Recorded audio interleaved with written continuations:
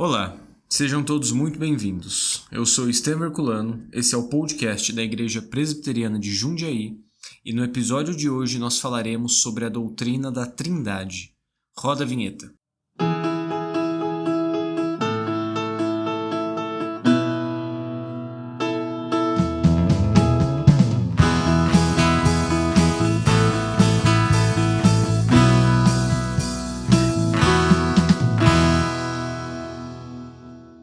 Sejam todos muito bem-vindos mais uma vez. Estamos aqui novamente, eu, Luiz Henrique, e hoje conversaremos um pouco sobre a doutrina da Trindade, essa doutrina tão importante, tão fundamental e ao mesmo tempo tão complexa e maravilhosa da fé cristã. Tudo bem, Luiz? Tudo bem, graças a Deus. Muito bom estar aqui de volta. Isso aí. E aí, vamos conversar um pouquinho sobre a Trindade? Olha, esse é um assunto complicado, hein? Bem complicado, mas... Pra cair numa heresia é fácil, né? Muito fácil. O nosso desafio hoje é não cair em nenhuma heresia. Mas tomando os devidos cuidados da doutrina, da ortodoxia cristã, é possível, sim. Legal. Bom, acho que pra gente começar, seria legal talvez dar uma introdução a respeito disso, do que seria a doutrina da Trindade. Você acha que você consegue falar um pouco sobre isso? Claro. Assim, Luiz, a igreja passou por muitos momentos na história nos quais certas discussões foram fundamentais para a solidificação da fé e da doutrina cristã. Os primeiros debates que aconteceram na igreja, no seio da igreja, sobre a pessoa de Cristo e sobre a divindade de Cristo, por exemplo, refutando a heresia ariana, foram importantíssimos para definir quem é Jesus, a divindade de Jesus, o fato de que Jesus é Deus encarnado, não um espírito, não uma força, não uma manifestação, mas Deus encarnado, né? É a pessoa bendita do Filho. E a doutrina da Trindade é uma dessas doutrinas, um desses dogmas cristãos fundamentais que no decorrer da história cristã foram elaborados, e sem esse dogma trinitário a igreja não permanece. Certo. Qualquer ajuntamento assim de pessoas, né, que se diga cristã, mas que não creia na doutrina da Trindade, é uma seita. E a história da igreja mostra isso, com diversos tipos de perversões ou distorções da doutrina trinitária que marcaram seitas antigas e ainda hoje têm sua influência em movimentos que a gente vê por aí. Ou dizendo que o Filho não é Deus, que Jesus não é Deus, que ele é só uma manifestação de Deus, que ele é um anjo, ou dizendo que o Espírito Santo não é uma pessoa, o Espírito Santo é uma força ativa de Deus. Certo?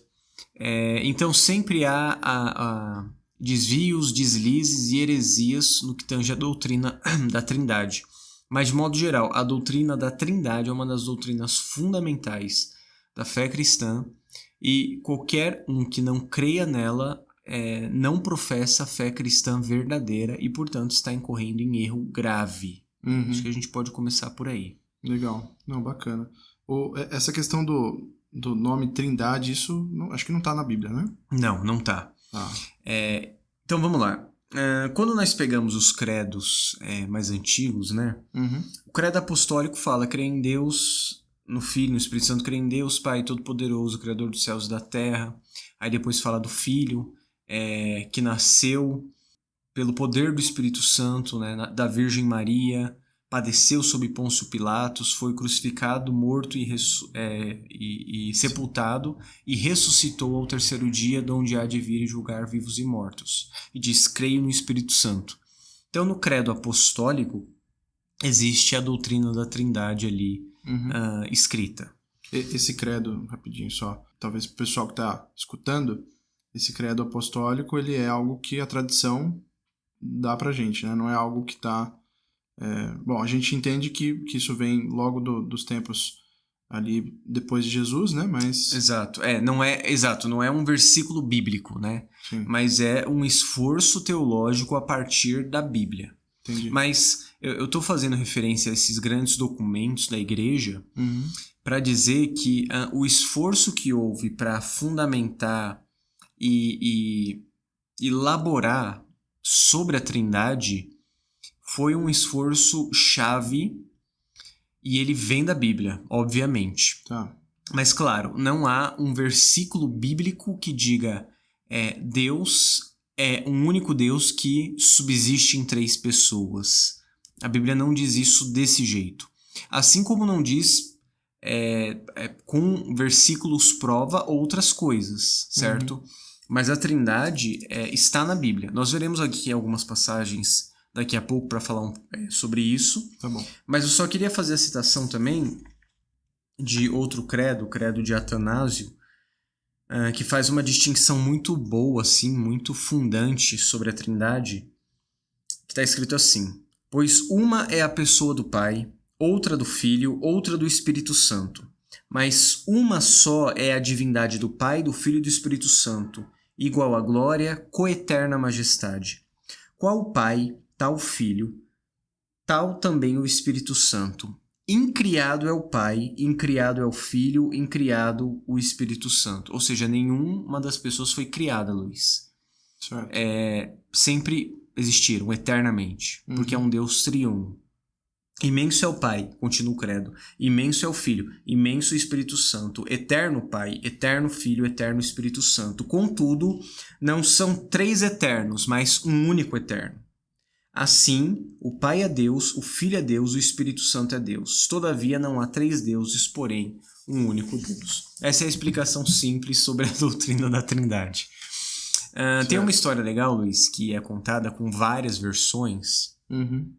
E eu faço referência aqui à versão colocada no livro Reformando o Discipulado, do reverendo Jean Francesco, que é um livro muito legal que eu indico, a gente está inclusive usando na classe de jovens casais, para falar sobre discipulado e discipulado familiar também, porque ele abrange doutrinas fundamentais da Bíblia.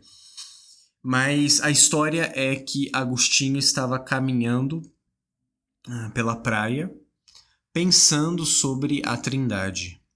E, bom, há um livro de Agostinho chamado De Trinitae, que é da Trindade, que é um dos grandes livros, né, sobre a doutrina da Trindade. E Agostinho estava andando na praia, e aí, dentre as várias versões, uma delas é que ele vê um menino que fez um buraco na areia e fazendo uma conchinha assim na mão, começou a pegar a água do mar e jogar no buraco.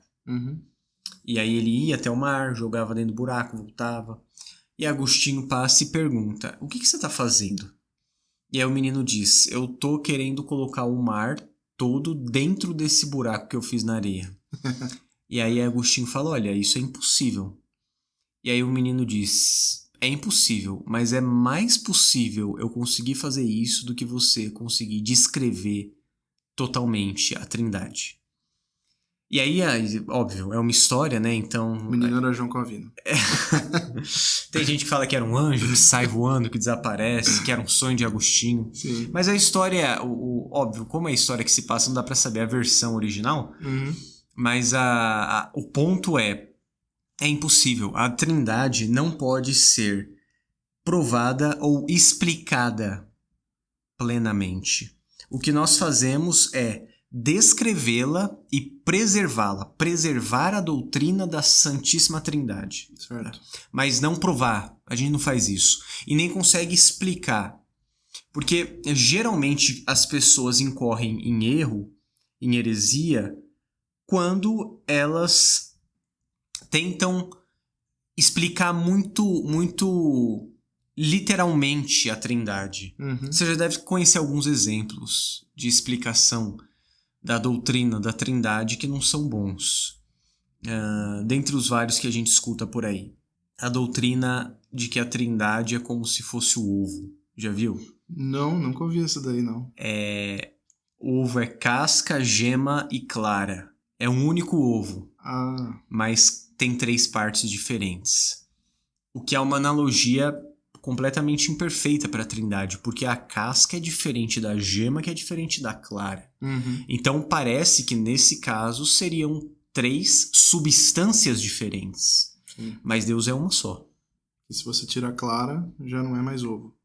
Não, o ponto é, a casca não é da mesma substância da gema, Tá. que também não é da clara, entendeu? São constituições diferentes. Deus é a mesma substância, Pai, Filho e Espírito Santo. Sim. Ou o exemplo da água. Um único elemento, mas você tem líquido, sólido e gasoso.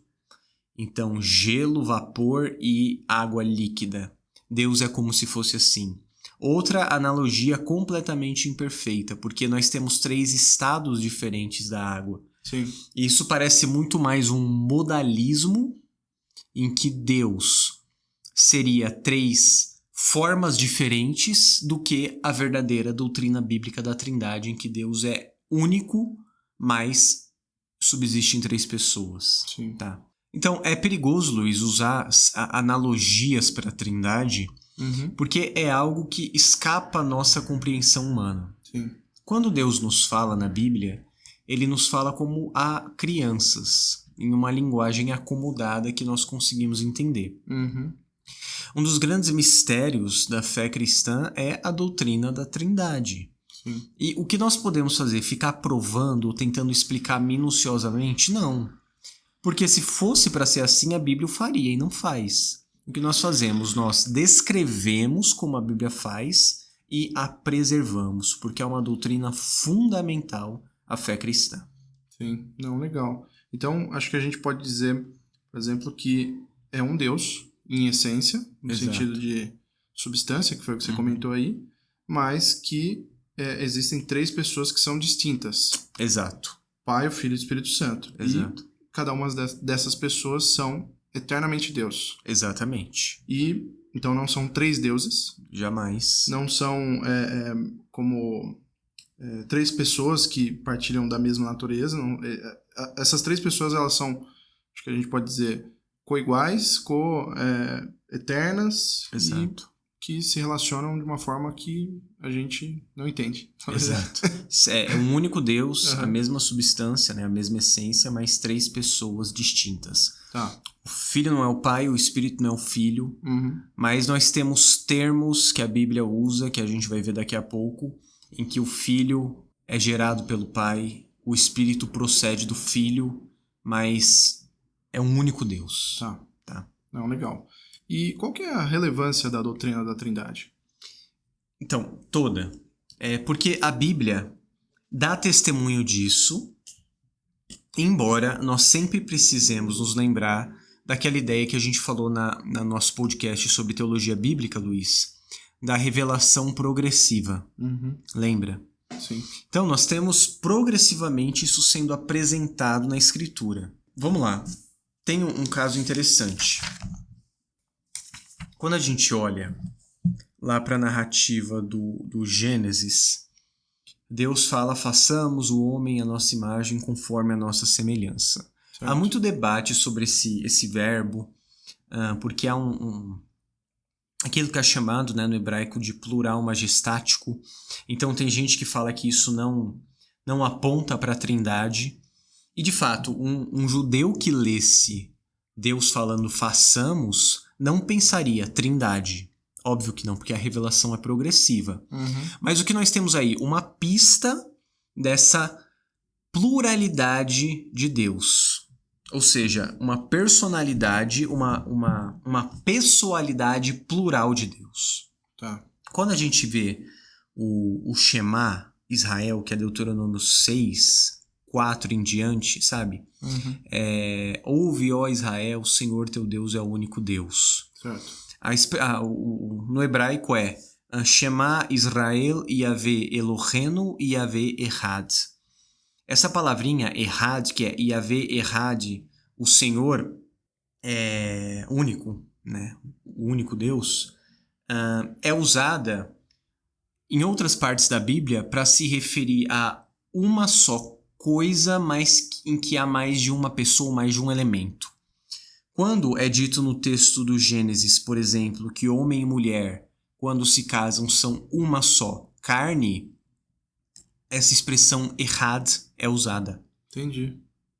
Ou seja, é uma só carne, mas quantas pessoas tem? 2. E esse único Senhor é um único Deus, mas há mais de uma pessoa.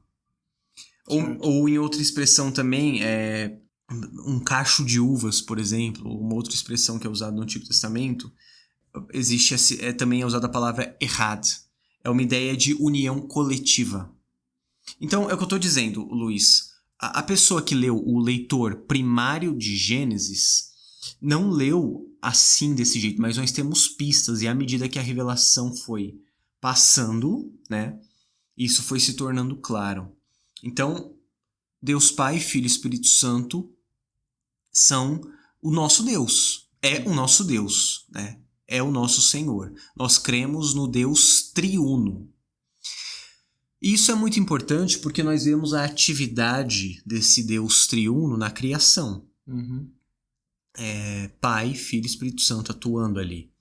O texto fala em Gênesis que no princípio criou Deus os céus e a terra era sem forma e vazia, havia trevas sobre a face do abismo, sob, né, a face do abismo, e o Espírito de Deus pairava sobre a superfície das águas. E Deus diz, haja luz e houve luz.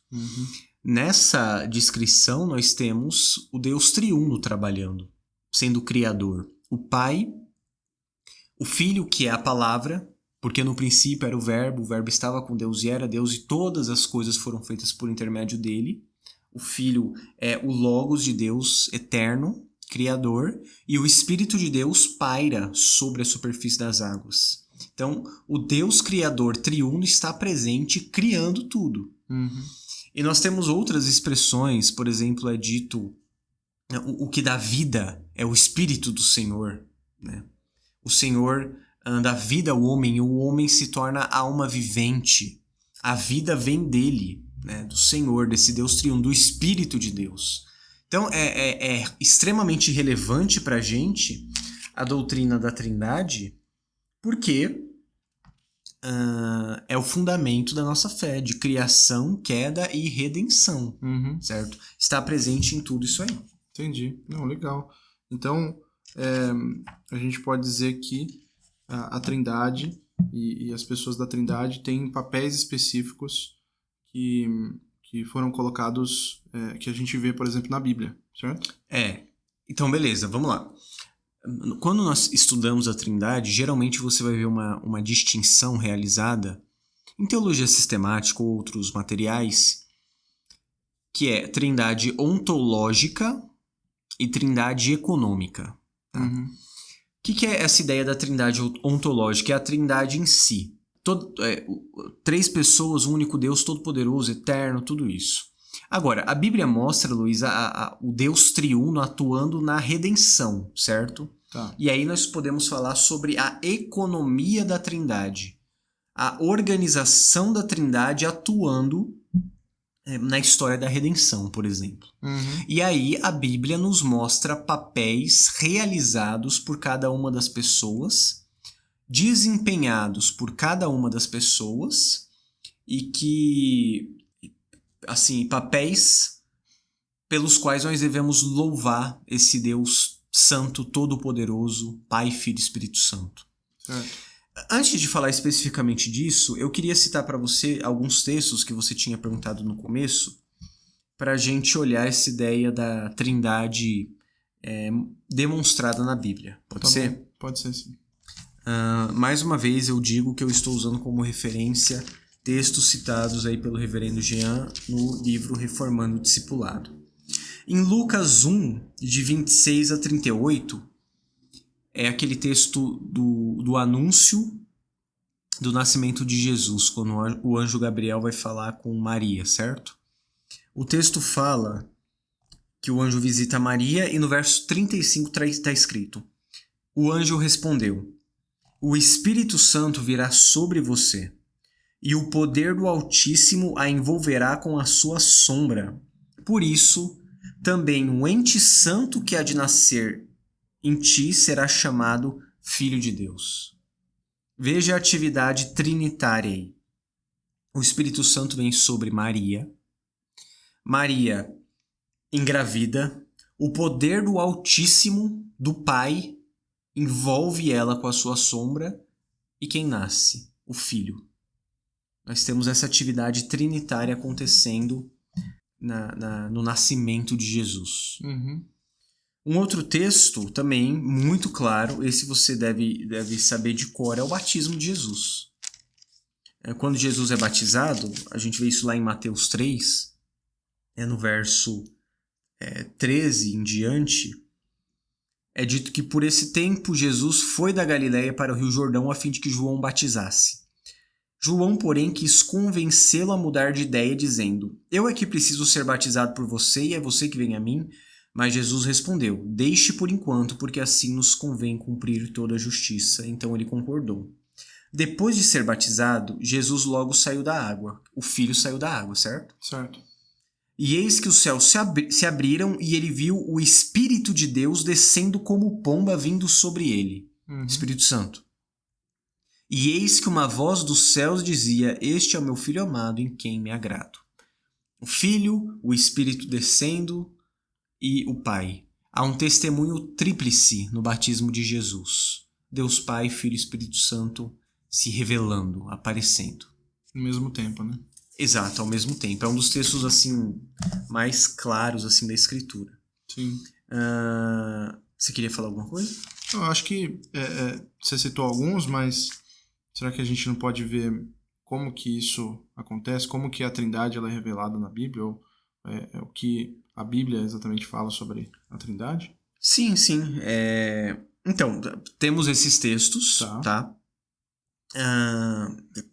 Tem outro texto que eu queria citar, são dois na verdade, mas esse de Mateus 28, que eu quero falar, 19, é muito claro, Luiz.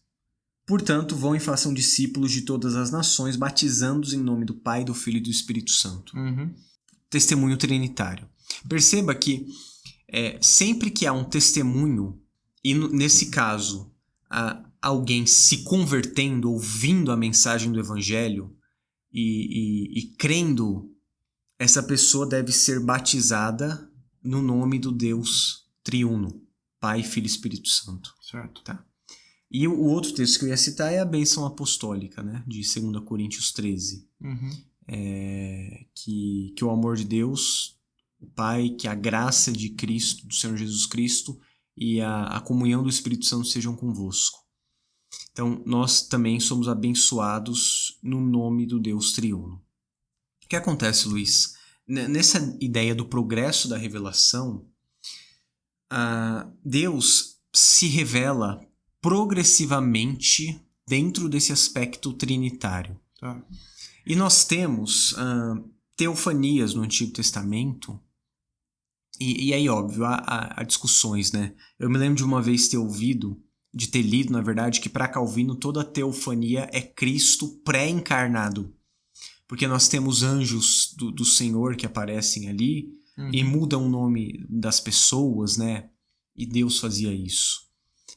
O anjo que lutou com Jacó, transformando ele em Israel.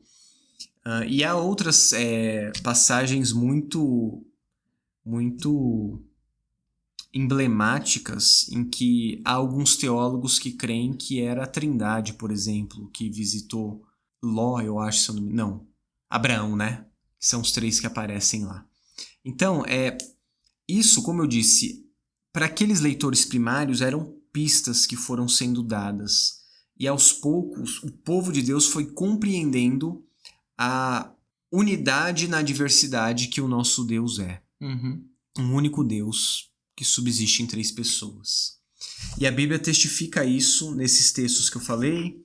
Também a 1 João 4,10 fala sobre o amor de Deus e nos mostra que o amor de Deus nos é revelado por meio da atividade da Trindade. Nós amamos a Deus porque Ele trabalhou em nosso coração e nos mostrou a sua identidade como Deus triuno. 1 João 4,10. Nisto consiste o amor, não em que nós tenhamos amado a Deus, mas em que ele nos amou e enviou o seu Filho como propiciação pelos nossos pecados. Certo. Então, Deus nos amou e ele mostra isso mandando o Filho. Uhum. Amados, se Deus nos amou de tal maneira, nós também devemos amar uns aos outros. Ninguém nunca viu Deus. Se amarmos uns aos outros, Deus permanece em nós, seu amor é em nós aperfeiçoado. Nisto conhecemos que permanecemos nele e que ele permanece em nós, pelo fato de nos ter dado o seu Espírito. O Espírito Santo habita em nós, ele dá testemunho da obra de Cristo, da propiciação que ele realizou, saciando a ira santa do Pai, que despejou sua ira sobre ele, e por causa desse trabalho da Trindade, nós somos de Deus porque ele habita em nós. Sim. Então perceba a dinâmica da Trindade acontecendo. Certo. Né? Então, você falou da progressão da revelação. Então, por exemplo, se a gente for falar com um judeu hoje mesmo, um judeu não acredita na Trindade. Não. Eu me lembro daquele texto em que Paulo fala que até hoje, quando Moisés é lido, o véu permanece sobre o rosto, né, do povo que não crê em Jesus. Uhum. É claro, ele está falando de uma outra questão ali da lei de Moisés e da relação com o evangelho de Cristo, mas eu acho que isso é um dos aspectos. Sim. Ele acha que isso é politeísmo, que nós cremos em 3 deuses, e o que é mentira, óbvio que não. Nós cremos em um único Deus. Sim. Porém, é um único Deus que subsiste em 3 pessoas, como diz o credo. E aí esse texto que você citou aí é de 1 João, né? Esse último foi. Esse último de 1 João. E a gente vê que nessa carta de 1 João, ele estava combatendo uma heresia a respeito de Cristo também, né? Exatamente. Falando que Cristo não vem em carne, né? Sim. E é o que ele quer dizer. Todo o espírito que não professa que Jesus vem em carne não vem de Deus. Então tinha falsos mestres dizendo que Jesus nunca foi carne. Uhum. Porque Deus não pode ser carne. É o que dizia os hereges. Sim. E ele fala, isso não vem de Deus. Então, perfeito o que você falou. A Trindade é mais uma das confirmações da doutrina sã da igreja. Né? Agora, há um outro texto, Luiz, que eu acho que a gente pode ver essa atuação da Trindade dentro da redenção, que é incrível. É o texto de Efésios. Sim. A gente combinou algumas coisas aqui. Não é tudo no improviso, tá, gente? Mas eu não tinha reparado como esse texto ele trata disso, e o reverendo vai falar melhor do que eu, mas muito legal. Muito legal. O de Efésios? De Efésios. Então, geralmente a gente não repara tanto como esse texto é absolutamente trinitário, né? Uhum. Mas vamos lá. Efésios 1, começar do 3, né? Mas o trecho que eu quero pegar é a partir do 4. Tá. Bendito seja o Deus e Pai de nosso Senhor Jesus Cristo, que nos abençoou com todas as bênçãos espirituais nas regiões celestiais em Cristo. Começa a observar a partir de agora o trabalho de cada uma das pessoas da Trindade no que tange à redenção, a obra da Trindade na redenção. Uhum. Primeiro, a eleição do Pai na eternidade, que vai dos versos 4 a 6. Tá. Antes da fundação do mundo, Deus nos escolheu nele, para sermos santos e irrepreensíveis diante dele. Em amor, nos predestinou para ele para sermos adotados como seus filhos. Está falando de quem? Do Pai, certo? Sim. Nós somos adotados como seus filhos. Por meio de Jesus Cristo, segundo o propósito da sua vontade, para louvor da glória da sua graça, ele nos concedeu gratuitamente no amado. Luiz, o trabalho, a função dentro desse aspecto da redenção, da obra da redenção, né? Da Trindade na redenção, de eleger antes da fundação do mundo e predestinar para ele, o Pai fez. É um papel do Pai, a eleição e a predestinação. Nossa, a eleição e a predestinação. Exato. Entendi. Vamos lá.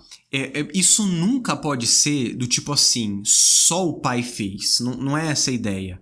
Mas há uma proeminência da pessoa do Pai em fazer isso. É o que o texto nos mostra. Certo. Quando a gente estuda a doutrina da Trindade, a gente nunca pode inferir mais do que a Bíblia fala. Tá. Porque é algo profundo, misterioso, santo, e a gente tá pisando em terra santa, a gente tem que tirar as sandálias dos pés. Mas o que é dito?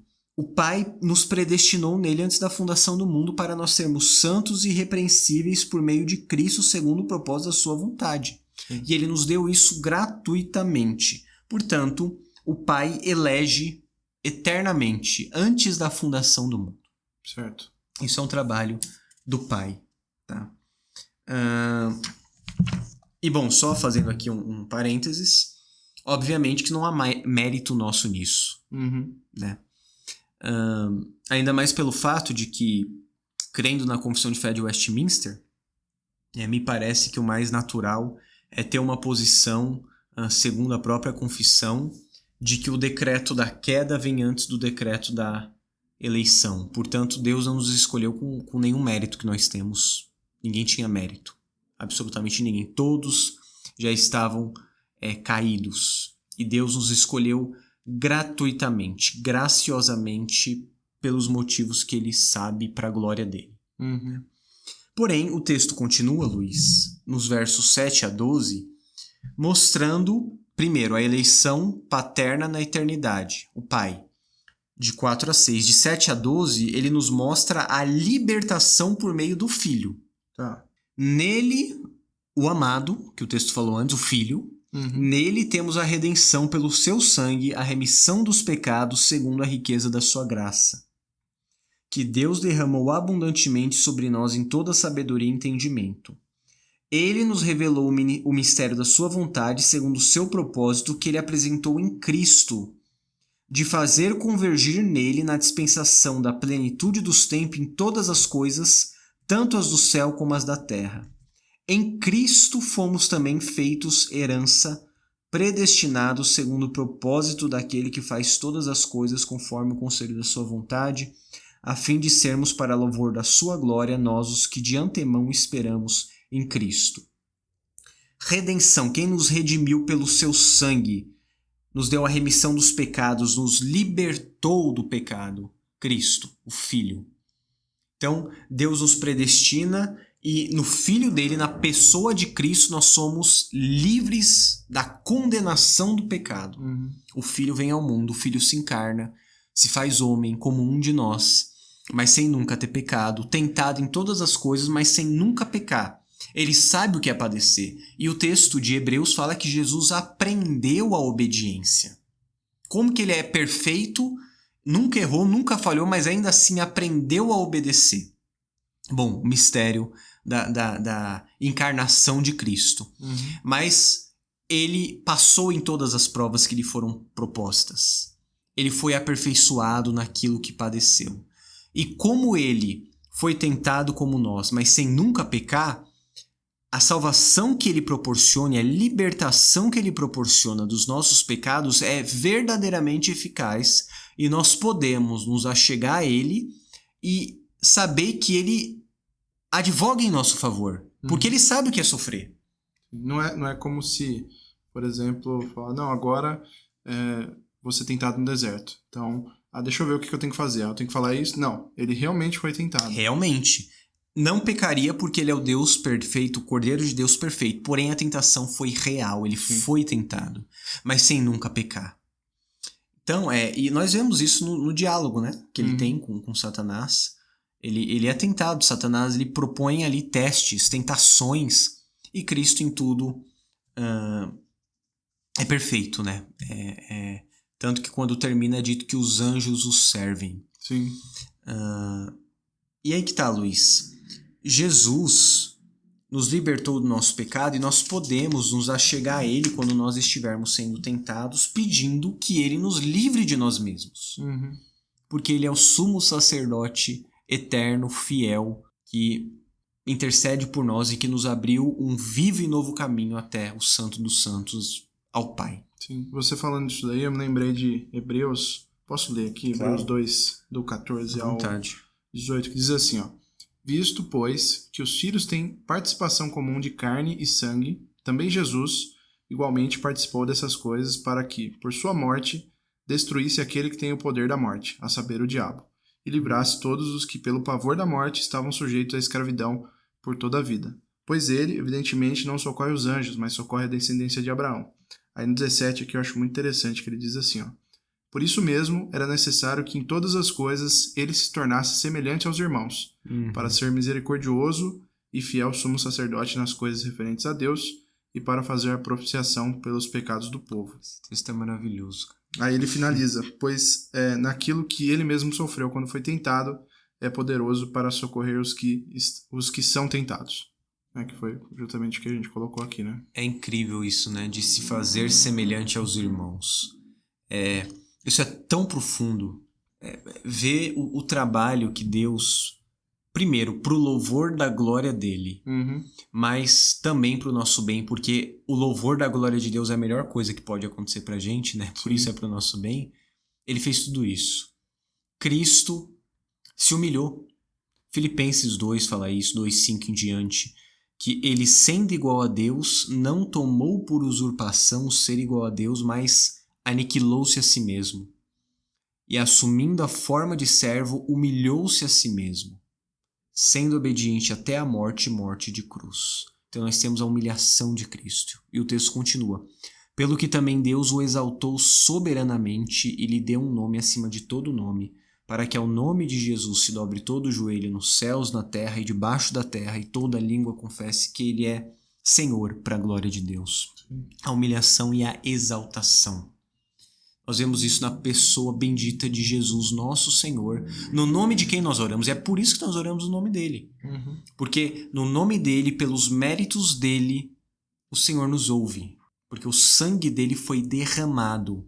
E Deus, então, se inclina para ouvir o nosso clamor por causa de Jesus, seu Filho, que já pagou o preço dos nossos pecados. Bom, a gente pode então dizer que até agora, né, a gente viu que o Pai, ele é o autor da redenção. Né? Ele escolheu a gente, predestinou, e o Filho, ele nos redimiu. Ele seria o agente da redenção. Pode ser, é uma boa nomenclatura. Mas tem mais, né? No texto ele continua, né? A partir do 13, né? O 13 e 14, nós temos aí também o trabalho do Espírito sendo demonstrado. Veja, as pessoas atuam em tudo, Luiz, mas nós estamos vendo aqui como a Bíblia qualifica esse trabalho e nos mostra a grandeza dessa harmonia e comunhão perfeita da Trindade, em que cada um cumpre ali um trabalho específico e sagrado. O Espírito, né? O Espírito aplica isso que aconteceu, essa redenção. Nele também, vocês, depois que ouviram a palavra da verdade, o evangelho da salvação, tendo também nele crido, receberam o selo do Espírito da promessa. O Espírito é o penhor da nossa herança até o resgate da sua propriedade em louvor da sua glória. Nós temos aqui o Espírito nos abençoando, né, continuando essas obras abundantes da Trindade, e Paulo descreve duas dessas obras do Espírito. O selo que é colocado em nós e o penhor da herança futura. O selo diz respeito à nossa realidade presente. O selo é colocado naquilo que pertence a alguém. Nós pertencemos a Deus. Nós temos esse selo do Espírito em nós. Sim. Nós somos do Senhor, ninguém nos tira. Eu amo, cara, quando Jesus fala lá em João, por exemplo, sobre as ovelhas dele. As minhas ovelhas ouvem a minha voz. Ninguém as arrebata da minha mão. Aí você tem o falso pastor, o mercenário que vem para roubar, matar e destruir. Mas ele não. Jesus é o bom pastor que entra pela porta do aprisco pela frente. Ele não pula o portão, não quebra a cerca. Ele entra, ele fala e as ovelhas escutam e vão a ele. E ninguém tira as ovelhas de Jesus dele. Porque as ovelhas de Jesus têm um selo nelas. Nós somos dele. Nós pertencemos ao Senhor. O Espírito Santo nos sela. Tá? E há também o penhor, né? Que diz respeito a essa garantia futura de que quando acontecer o resgate da propriedade, o penhor será resgatado pelo Senhor. E nós somos isso. Nós seremos resgatados por ele. No fim de todas as coisas, quando o Senhor Jesus voltar, nós temos essa garantia que o Espírito Santo nos proporciona, porque nós seremos resgatados com ele.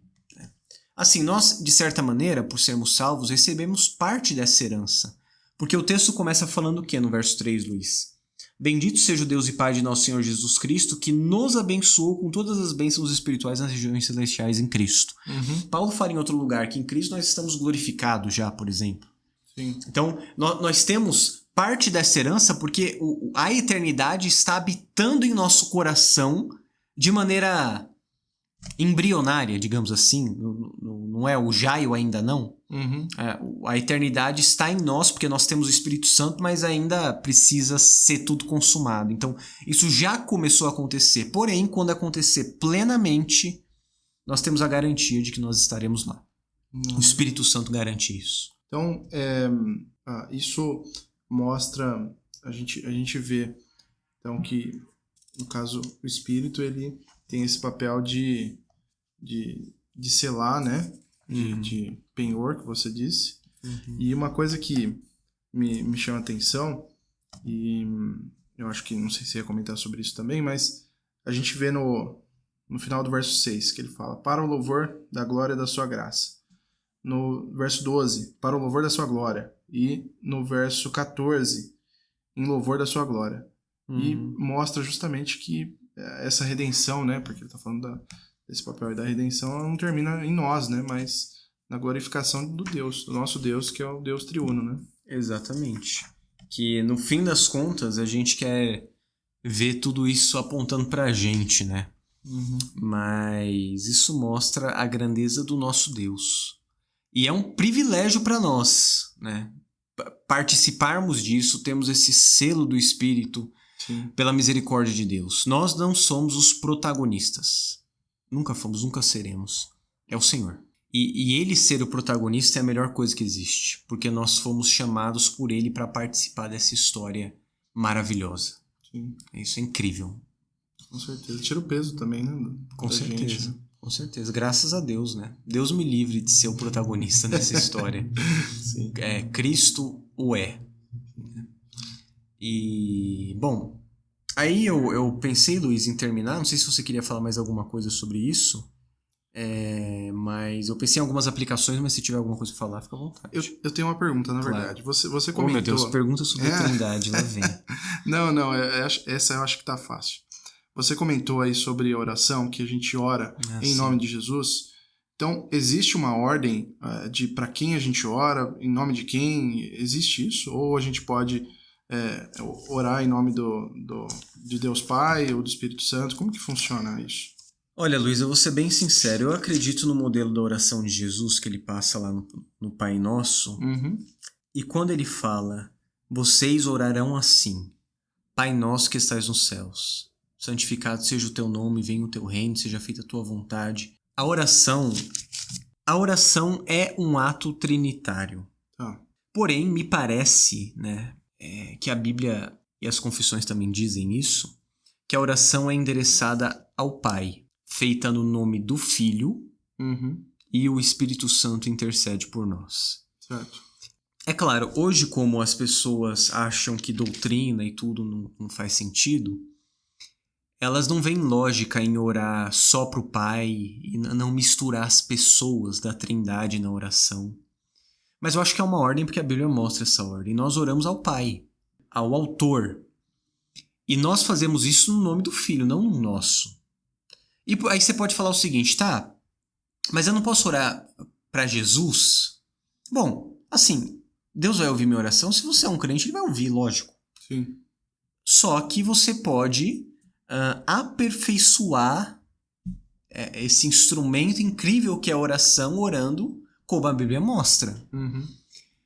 E o fato de você falar com o Pai no nome do Filho, pela intercessão do Espírito, não vai diminuir a sua comunhão com Cristo ou com o Espírito Santo, porque a oração já é um ato trinitário. E as pessoas da Trindade estão atuando na oração. Então veja, biblicamente dizendo, o modelo é ora ao Pai, no nome do Filho, que é o advogado junto ao Pai. E o Espírito Santo intercede por nós com gemidos inexprimíveis. Entendi. O Espírito Santo nos ilumina acerca do que a gente deve orar, porque nós não sabemos orar como convém. Mas quando nós temos a mente de Cristo, nós passamos a orar segundo a vontade de Deus e Deus nos responde. Então, essa dinâmica trinitária na oração. Mas não tem por que inventar na oração coisas extravagantes se a Bíblia já mostra que você ora endereçado ao Pai, no nome do Filho, por intermédio do Espírito. Não, legal. Respondi a pergunta? Respondeu sim, com certeza. Não ache, meu irmão, que você orando, por exemplo, para a pessoa de Cristo, para o Espírito, você está sendo mais espiritual. A Bíblia não mostra isso em nenhum lugar. Pelo contrário, ela mostra que a oração já é uma atividade trinitária. Então siga o modelo bíblico, né? Siga o modelo que a Bíblia nos mostra. Você encontra isso lá na oração Pai Nosso, quando Jesus fala: orareis assim, Pai Nosso que estais nos céus. Legal, bacana. Bom, aí então você ia trazer pra gente aqui algumas aplicações disso, né? Exato. Eu pensei aqui, também retirando do livro do Reverendo Jean, eu tô dizendo isso, gente, porque eu gosto de dar a fonte, porque quando a coisa é boa, é legal às vezes o ouvinte procurar o material, né? E esse livro é barato, é um livro grande, assim, ótimo, cara, e barato, R$50, R$40, eu nem sei quanto tá na Amazon, mas na época eu peguei numa promoção, tava uns R$39, e vale muito a pena. Se você quer começar a estudar um pouco sobre o assunto e ver o básico da doutrina cristã, é muito bom esse livro, do Reverendo Jean, tá? Reformando o Discipulado. Mas vamos lá. Uma grande aplicação é o fato de que Deus está conosco sempre. Ele é Emanuel. É Deus conosco. Você tem um pai. Talvez a figura paterna que você conheça não seja lá a melhor que existe. Uhum. Mas o pai que está nos céus Ele ama seus filhos, zela pelos seus filhos, cuida dos seus filhos. Ele conhece os seus filhos pelo nome, conhece o seu deitar e o seu levantar e ama aqueles que pertencem a ele. O seu pai ama você. O filho também. Ele derramou sangue por você e te fez co-herdeiro do reino nele. Cristo é a primícia dos que dormem e nós, em Cristo, nosso irmão mais velho, somos coparticipantes desse reino e co-herdeiros. Nós herdaremos o reino por causa do que Jesus fez. E nós nos tornamos filhos de Deus por causa do primogênito, do unigênito. E o Espírito Santo não nos abandona. Ele está conosco, ele habita em nós. Nós temos o Espírito Santo habitando em nós, Luiz. Ele faz morada em nós. Deus habita em nós. O Espírito Santo nos influencia, nos muda, nos santifica. Eu falei isso em uma das aplicações que eu dei para a turma dos Jovens Casais, em que eu falei sobre a doutrina da Trindade um pouco, e eu falei nesse aspecto de você reconhecer o trabalhar desse Deus triuno em você.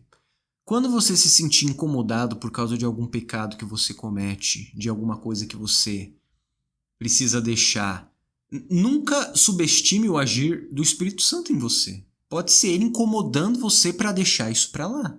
Sim. Quando você sente vontade de orar, de chorar em oração, de ler a Bíblia e sente fome, meu irmão, você é crente, isso é o Espírito Santo trabalhando no seu coração, mudando você. Ele mora em você, ele realiza um trabalho santificador. Por isso ele é denominado pela Bíblia de Espírito Santo, por seu papel santificador, purificador.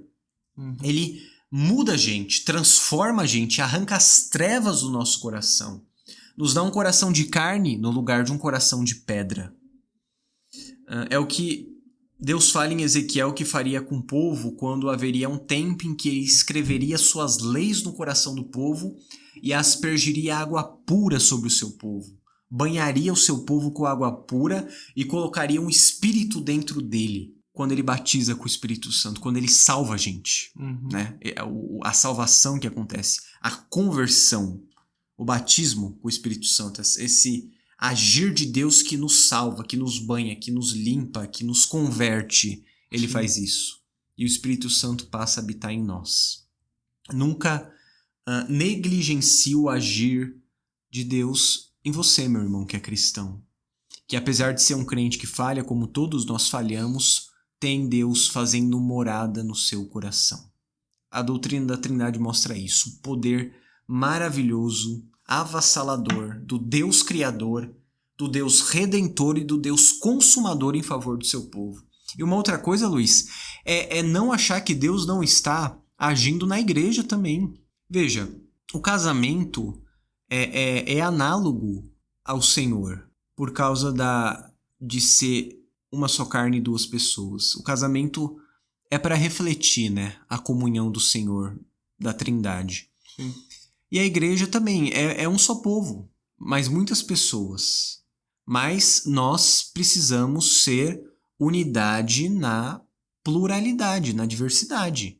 Diversidade não estou falando no sentido que o mundo fala hoje não, tá? Estou falando no sentido de haver pessoas diferentes. Sim. Porém, é um só povo. O mesmo Espírito que está em todos. Um só Senhor, uma só fé, um só batismo. Nós somos batizados em um só nome. Pai, Filho e Espírito Santo. Então, esse povo precisa crer e ver o agir de Deus no meio dele. Trabalhando, mudando, santificando, corrigindo, disciplinando, até excomungando quem não pertence a ele, porque tudo isso mostra o zelo do Senhor, incomodando a gente quando a palavra é pregada. Quantas vezes você chega na igreja todo atribulado, ouve a pregação, se sente quebrado? Isso é o Espírito Santo quebrando seu coração, falando, olha, se volte para mim, se converta dos seus maus caminhos, se arrependa, ouça minha voz, e ele torna eficaz a pregação no coração do ouvinte. Tudo isso é o Deus Pai, Filho e Espírito Santo agindo, transformando e mostrando que ele cuida do seu povo. Amém? Amém. Posso ouvir um amém? Amém. Você sabe que amém nunca é uma pergunta na Bíblia? É uma confirmação? Sempre é uma afirmação. É uma afirmação. Quando Jesus fala em verdade vos digo, né, ele está falando amém, amém. Então sempre é uma confirmação. Legal. É que ficou comum o pessoal falar amém, amém, amém, amém, mas nunca é uma pergunta na Bíblia, né? Mas enfim. Bom, tem mais alguma coisa para dizer, Luiz? Não, eu acho que se eu falar algo mais eu vou estragar. Que é isso. O perigoso é a gente falar mais alguma coisa e errar, né? Como eu disse, Tem isso também, isso é verdade. Mas assim, eu indico muito isso, se debruçar um pouco sobre isso para você que é cristão, para perceber a riqueza da glória, da graça, dos tesouros do Senhor que a Bíblia nos mostra. Deus é grandioso, todo-poderoso, Deus Pai, Filho e Espírito Santo, no nome de quem nós somos batizados e salvos, maravilhosamente assustador. É incrível, nos constrange, buga a nossa mente. E ao mesmo tempo é a coisa mais consoladora e bela e maravilhosa que existe. Esse nosso Deus, Pai, Filho e Espírito Santo. Com certeza. Bom, é isso, Luiz? Isso aí. Se você ficou até aqui, nós queremos te agradecer. Louvamos a Deus pela sua vida. Pedimos que você compartilhe esse conteúdo para mais pessoas escutarem. Que você compartilhe não apenas para que mais pessoas conheçam, mas para que mais pessoas sejam edificadas, para que mais pessoas escutem o Evangelho. Às vezes seu colega não crente, que não vem no ambiente da igreja, mas ouve um podcast, manda para ele às vezes tirar alguma dúvida, e assim a mensagem do Evangelho vai sendo propagada. Se inscreva nos nossos canais oficiais da IPJ, no canal do YouTube, ative o sininho de notificação aqui no Spotify, e qualquer dúvida é só falar com a gente, estamos aqui na igreja sempre, né? E aqui para ajudar quem precisar. Que Deus te abençoe, um abraço, até a próxima.